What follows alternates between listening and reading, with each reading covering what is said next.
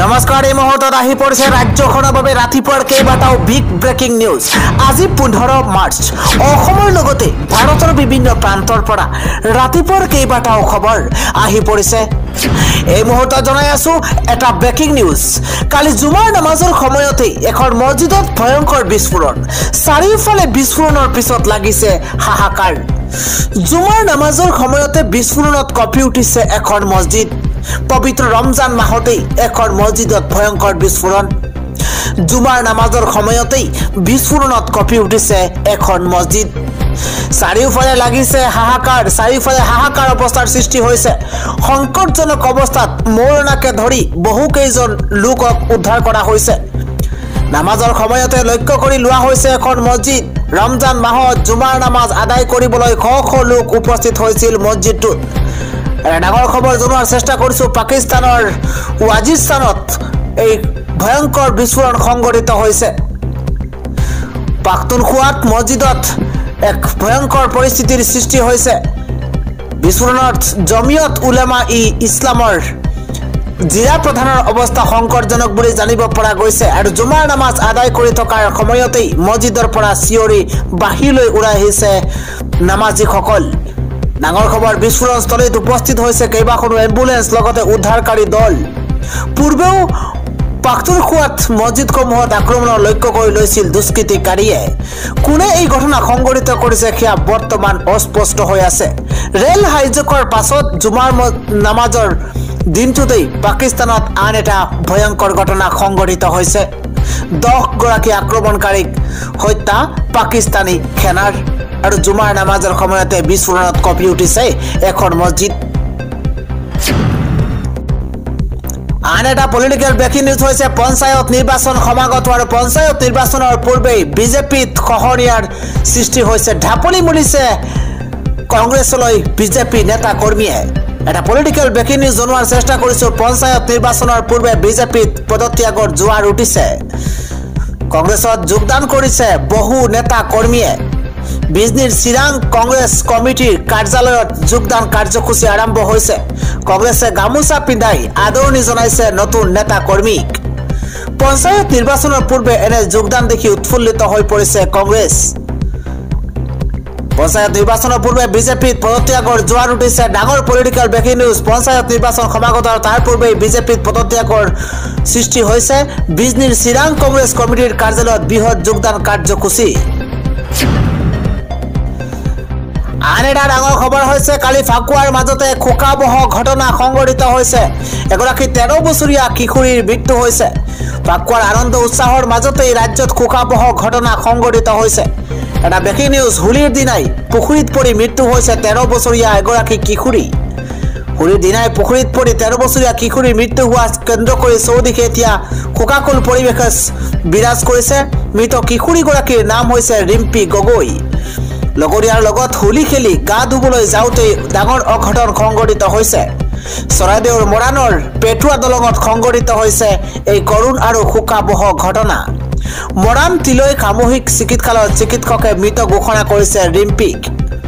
5ম শ্ৰেণীত ছাত্ৰী ৰিম্পীৰ অকাল মৃত্যুত এতিয়া শোকস্তব্ধ হৈ পৰিছে অঞ্চলবাসী। আন এটা ডাঙৰ খবৰ হৈছে ডনাল্ড ট্ৰাম্পৰ ভয়ংকৰ অভিসন্ধি। এবাৰ এখন মুছলমান দেশ খালী হৈ পৰিছে। জনশূন্য হ'ব এখন মুছলমান দেশ।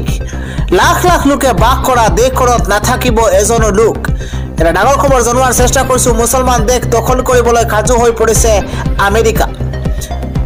পুৱাৰ এটা ব্ৰেকিং নিউজ জনোৱাৰ চেষ্টা কৰিছোঁ। ট্ৰাম্প আৰু বেঞ্জামিন নেতান্যাহুৱে ৰচিছে বৃহৎ পৰিকল্পনা। 20 লাখ পেলেষ্টাইনিক স্থানচ্যুত কৰি পেলেষ্টাইন দখলৰ পৰিকল্পনা কৰিছে আমেৰিকাই। পূব আফ্ৰিকালৈ লৈ যোৱাৰ প্লেন এবাৰ মুছলমান নাগৰিকসকলক। পূব আফ্ৰিকালৈ লৈ যোৱাৰ প্লেন মুছলমান নাগৰিকসকলৰ। সোমালিয়া, চুডান আৰু সোমালিলেণ্ডত সংস্থাপিত কৰা হ'ব গাজাৰ মুছলমান নাগৰিকক। পূব আফ্ৰিকাত 3 চৰকাৰৰ সৈতে যোগাযোগ আমেৰিকা আৰু ইজৰাইলৰ। এই 3 অঞ্চলত অতি দৰিদ্ৰ আৰু শান্তিপূৰ্ণ। চুডানে ইতিমধ্যে নাকচ কৰিছে আমেৰিকাৰ প্ৰস্তাৱ। গাজাক মিডিল ইষ্টৰ বাণিজ্যিক কেন্দ্ৰ হিচাপে গঢ়ি তোলাৰ পৰিকল্পনা আমেৰিকাৰ। আন এটা খবৰ হৈছে মাত্ৰ কিছুদিন পূৰ্বেই নিলম্বিত হৈছিল এগৰাকী অচি ভাৰ্গৱ বৰবৰা আৰু চাকৰি ঘূৰাই পালে অৱশেষত নিলম্বিত অচি ভাৰ্গৱ বৰবৰাই এটা ডাঙৰ খবৰ ব্ৰেকিং নিউজ জনোৱাৰ চেষ্টা কৰিছো পুনৰ নিযুক্তি লাভ কৰিছে ডেলিভাৰী বয়ক বেয়াকৈ প্ৰহাৰ কৰি নিলম্বিত হোৱা অচি ভাৰ্গৱ বৰবৰাই গৃহ বিভাগে গোৱালপাৰাৰ 17 অসম আৰক্ষী বেটেলিয়নত নিযুক্তি দিছে অচি ভাৰ্গৱ বৰবৰাক ৰাজপথত ডেলিভাৰী বয়ক প্ৰহাৰ কৰি বিতৰ্কৰ মাজলৈ সোমাই পৰিছিল পাণবজাৰ থানাৰ প্ৰাক্তন অচি ভাৰ্গৱ বৰবৰা আৰু অসহায় যুৱকজনৰ মুখত উপৰজুপৰি আক্ৰমণ কৰিছিল অচি ভাৰ্গৱ বৰবৰাই আৰক্ষী বিষয়াজনে উপৰজুপৰি ডেলিভাৰী বয়ক আক্ৰমণ কৰাৰ পিছতে নিলম্বিত হৈছিল ছ'চিয়েল মিডিয়াত ভাইৰেল হৈ পৰিছিল আৰক্ষী বিষয়াগৰাকীয়ে যুৱকজনক প্ৰহাৰ কৰা ভিডিঅ' আৰু ঘটনাক লৈ বিতৰ্ক সৃষ্টি হোৱা বিষয়াগৰাকীক তাৎক্ষণিকভাৱে নিলম্বন কৰাৰ লগতে বিভাগীয় তদন্তৰ নিৰ্দেশ দিছিল সেই সময়ৰ ডিজিপি জিপি সিঙে পাণবজাৰ থানাত 325/24 নম্বৰত ভাৰ্গৱ বৰবৰাৰ বিৰুদ্ধে ৰুজু হৈছিল গোচৰ প্ৰাক্তন অচি গৰাকীৰ বিৰুদ্ধে ৰুজু হোৱা 5টা ধাৰাৰ ভিতৰতে 4টা আছিল জামিনবিহীন ধাৰা তাৰোপৰি বিগত বৰ্ষৰ 30 অক্টোবৰৰ দিনা দিগলী পুখুৰীৰ পাৰত ছাত্ৰ ছাত্ৰীৰ ওপৰত বিৰোধে দেখুৱাই বিতৰ্কত সোমাই পৰিছিল ভাৰ্গৱ বৰবৰা বিতৰ্কিত আৰক্ষী বিষয়াগৰাকীয়ে 9 বছৰ পূৰ্বে গোৱালপাৰাত আন এক কুকাণ্ড সংঘটিত কৰাৰো অভিযোগ উত্থাপন হৈছিল আৰু অৱশেষত চাকৰি লাভ কৰিছে বিতৰ্কিত অচি ভাৰ্গৱ বৰবৰাই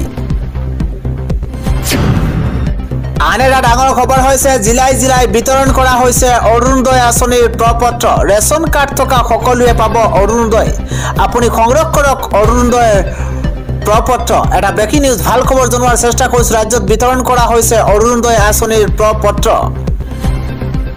ৰমজান মাহতে হাজাৰ মহিলাই ওলাই আহিছে প্ৰপত্ৰ লবলৈ কালি পুৱাৰে পৰা বিতৰণ কৰা হৈ আছে অৰুণোদয় আঁচনিৰ প্ৰপত্ৰ কালি নিশা পৰ্যন্ত প্ৰপত্ৰ গ্ৰহণ কৰিছে মহিলাসকলে নতুনকৈ 14 লাখ মহিলাই পাব অৰুণোদয় আঁচনি এটা ডাঙৰ খবৰ জনোৱাৰ চেষ্টা কৰিছো আপুনি যদি অৰুণোদয় আঁচনিৰ প্ৰপত্ৰ সংগ্ৰহ কৰা নাই শীঘ্ৰেই আপুনি প্ৰপত্ৰ সংগ্ৰহ কৰক যদি আপুনি অৰুণোদয় পোৱা নাই শীঘ্ৰেই সংগ্ৰহ কৰক প্ৰপত্ৰ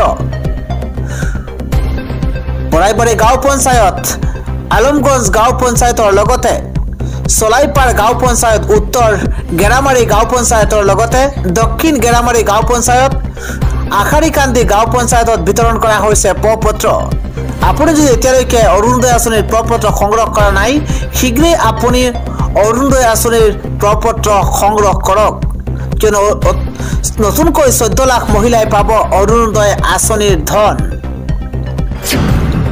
আন এটা খবৰ হৈছে IPL আৰম্ভ হ'বলৈ মাজত মাত্ৰ কেইটামান দিনহে বাকী আছে তাৰ আগতেই ডাঙৰ ঘোষণা কৰিছে কেন্দ্ৰীয় চৰকাৰে চলিত বৰ্ষৰ 22 মাৰ্চৰ পৰা আৰম্ভ হ'ব বহু প্ৰত্যাশিত IPL অৰ্থাৎ মাত্ৰ কেইদিনমানৰ অপেক্ষা চলিত বৰ্ষৰ IPL আৰম্ভ হোৱাৰ পূৰ্বেই কেন্দ্ৰীয় চৰকাৰে লৈছে এক ডাঙৰ সিদ্ধান্ত এই মুহূৰ্তত জনাই আছো এটা ব্ৰেকিং নিউজ যে IPL আৰম্ভ হোৱাৰ ডাঙৰ লোকচানৰ সন্মুখীন হৈছে ভাৰতীয় ক্ৰিকেট বোৰ্ড প্ৰকাশ কৰা সূত্ৰ অনুসৰি আগন্তুক IPL সিজনৰ পূৰ্বে ভাৰত চৰকাৰে বৃহৎ নিষেধাজ্ঞা আৰোপ কৰিছে এই নিষেধাজ্ঞাৰ বাবে বৃহৎ লোকচানৰ সন্মুখীন হৈছে BCCI ইতিমধ্যে ভাৰতীয় ক্ৰিকেট অনুৰাগীসকলে বহু প্ৰত্যাশিত ইণ্ডিয়ান প্ৰিমিয়াৰ লীগ চমুকৈ IPL 2025ৰ 18 সংখ্যক সংস্কৰণৰ বাবে আগ্ৰহেৰে অপেক্ষা কৰি আছে বছৰৰ এই সময়ত অৰ্থাৎ মাৰ্চ মাহতে ভাৰতীয় ক্ৰিকেট বোৰ্ডে লীগ ক্ৰিকেটৰ পৰা বহু টকা উপাৰ্জন কৰে 2025 চনতো সেই লক্ষ্য পূৰণৰ বাবে IPL 2025 আয়োজন কৰাৰ পথত আগবাঢ়িছে BCCI কিন্তু ভাৰত চৰকাৰে জাৰি কৰা নিষেধাজ্ঞাই কচাকৈয়ে ভাৰতীয় বোৰ্ডৰ বিষয়াসকলক যথেষ্ট আঘাত কৰিছে সংবাদ মাধ্যমে প্ৰকাশ কৰিছে যে বছৰৰ এই সময়ত যেতিয়া IPL অনুষ্ঠিত হয় তেতিয়া BCCI একাধিক কোম্পানীৰ বিজ্ঞাপনৰ পৰা বহু টকা উপাৰ্জন কৰে কেৱল সিমানেই নহয় এনে বহু বিজ্ঞাপনত নিচাযুক্ত দ্ৰব্যৰ বিজ্ঞাপনও সন্নিৱিষ্ট কৰা হৈছে মোদী চৰকাৰে এইবাৰ সেই ধৰণৰ বিজ্ঞাপনক লক্ষ্য কৰি লৈছে কেন্দ্ৰীয় চৰকাৰে এনে ধপাত আৰু মদৰ বিজ্ঞাপনত কঠোৰ নিষেধাজ্ঞা আৰোপ কৰিছে IPL আৰম্ভ হোৱাৰ 11 দিন পূৰ্বে এনে সিদ্ধান্তৰ বাবে ভাৰতীয় ক্ৰিকেট বোৰ্ডে বৃহৎ লোকচানৰ সন্মুখীন হ'বলগীয়া হৈছে। কেইবাটাও প্ৰতিবেদনত দাবী কৰা হৈছে যে চৰকাৰৰ নিৰ্দেশ অনুসৰি আগন্তুক IPLত ভাৰতীয় ক্ৰিকেট বোৰ্ডে খেলপথাৰৰ কোনো ঠাইতে লাইভ মেচ বা ধোপাত জাতীয় সামগ্ৰীৰ বিজ্ঞাপন দি ধন উপাৰ্জন কৰিব নোৱাৰিব।